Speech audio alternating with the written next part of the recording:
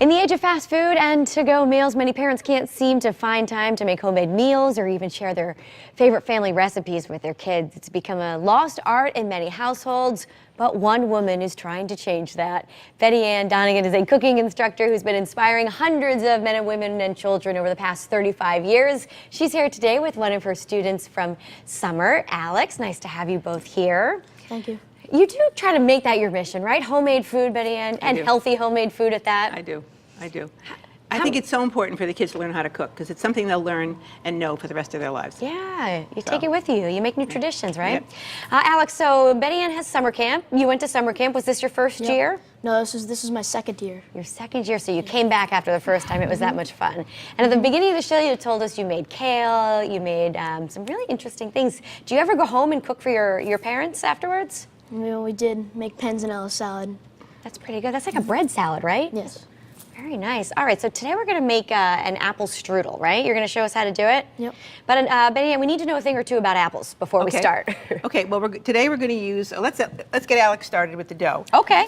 We have a box of phyllo here. Sure. You can see I have an extra box. Because sometimes this is cracked, right? Sometimes. I know that from taking your class. Sometimes the boxes are terrible. So we're going to open this up. Now, Alex is going to work very quickly because this does dry out very fast. I'm going to get out of the way. You go over here, we have Alex. a good box here, Alex. We're very lucky. Okay, here's some butter. Now, Alex is going to show you how to do this. So go ahead, you get started. Now, sometimes we work on a cloth, but he's going to work right onto the. You don't have to use the tray, sweetie. We'll be able to roll it up.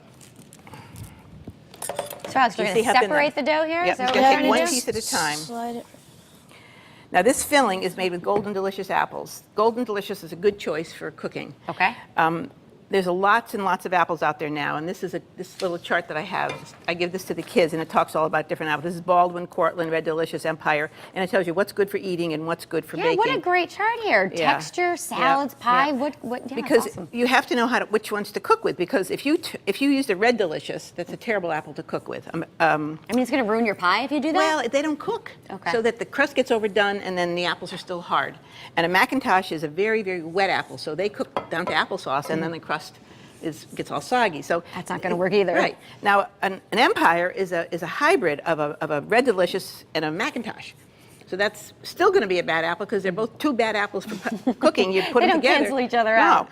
So if you know what to use, like a Red Delicious, a Yellow Delicious or a Golden Delicious is a good choice. A Cortland's a good choice. A Baldwin, a Wine Sap.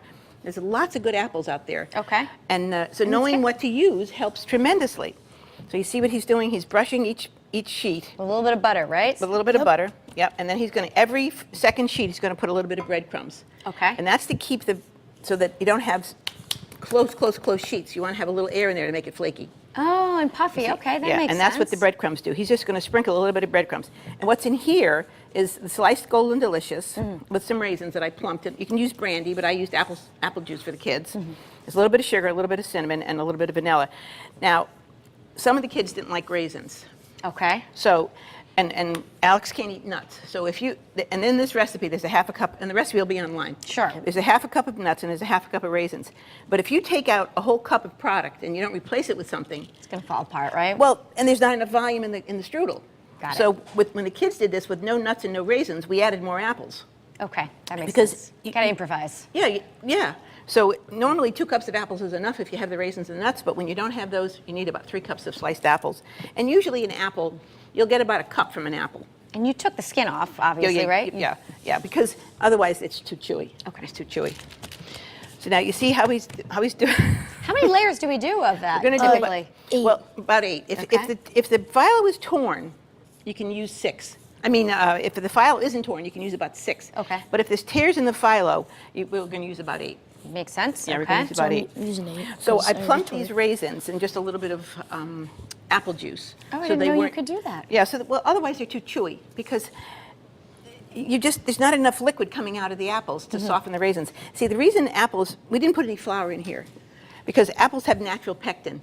And that will help. Going back to your chemistry. Yeah. Ann was a chemistry teacher in a previous life. Yeah. Now, if you wanted to substitute peaches in this, you see, you couldn't do it with this particular recipe because there's no pectin in peaches. You'd have to add either some arrowroot or some tapioca or something. Because when the juice runs out of the peaches, if you have nowhere to grab it, it's going to make the dough soggy. I see.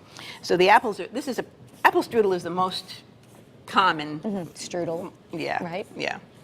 And it's getting to be apple season, right? Fall's Yeah, right around yeah. the corner. Pretty soon they're all going to be coming out. You know, there's lots of places you can pick apples now, and it's just the thing knowing which ones to use Sure. for the proper job. All right, we have about a minute left. Oh. Halfway done. We're gonna have to butter some Okay, of we're going to have to do the this a phyllo. little bit faster, Alex. We'll just use 6. Okay, how's that? Go ahead. You Got it. Butter like crazy. Here Alex, you you're go. heading back to school soon too, right? Yeah, next Wednesday. All right. So we're going to Keep on buttering, right? Yeah, I'll get the next one ready for you. And then, if you butter all this, you put the apples in the middle of it, or how does it typically work? We have to fold the edges in, because if you don't fold the edges in, the apples are going to leak out. Okay. So we'll show you that. Okay, We don't want that that'll to be our happen. last one. Do that fast. So this is going to go all over the center, and then we're going to fold in the edges and roll it up like a jelly roll. All right, that sounds good. And your cooking classes are getting underway again? Pretty soon, As they yeah. always do. Yeah. We're going to Croatia in September, and then when I come back, we're going to how start classes. wonderful. Yeah. So we have a very exciting trip planned, and next year we're going to Rome and Umbria. Wow. So Do it's a busy it right, life. We Betty have a busy Ann. life. Now let me just get a little more on the edge here. Okay, so now we're going to take this. We're going to spread these out. Okay. Now we're going to roll. Alex is going to fold in the edges, Okay. and then we're going to roll this up. And that's it. See, It's not overly complicated, No, right? no, this it might be really- a little tricky, though, for someone that doesn't know really, what they're doing. It really isn't that hard. Okay, now go ahead, fold it up. Now we're going to roll it up, and we're going to put it right on the tray. That's it. Oh, okay, good. Go ahead, keep going. That's it. Let's get this out of the way. This is coming together very nicely, Alex. Have you done this before?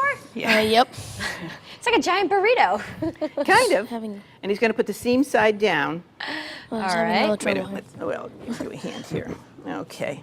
There you go. Now There we're we gonna, go. We're going to brush this with some more butter, because anything that's exposed, go ahead, anything that's exposed is going to dry out. All right, so we need to have the butter all over. The butter Okay. has to be all now, over you again. have the oven preheated? Yep, 350, and it takes Okay. about 30 minutes. All right, that's good. And you can make this ahead, and if you want to chill it for a couple of days or whatever, Oh, that's easy. and then just pop it into the oven, because you do want to serve it warm. Very Sure, good. We're gonna- here's Maybe gonna a score it. little warm ice cream on top, Yep. right? Now he's going to Can't go wrong score with it. You see, he's only going through a couple of layers, and that's to allow the steam escape, because the apples are going to give off a lot of water. Okay. And then when you cut it, you cut on the score marks. that. Sounds fantastic. All right, we'll have the recipe at WTNH.com. Click on style. Thanks for being here, Alex. Welcome. All right. Still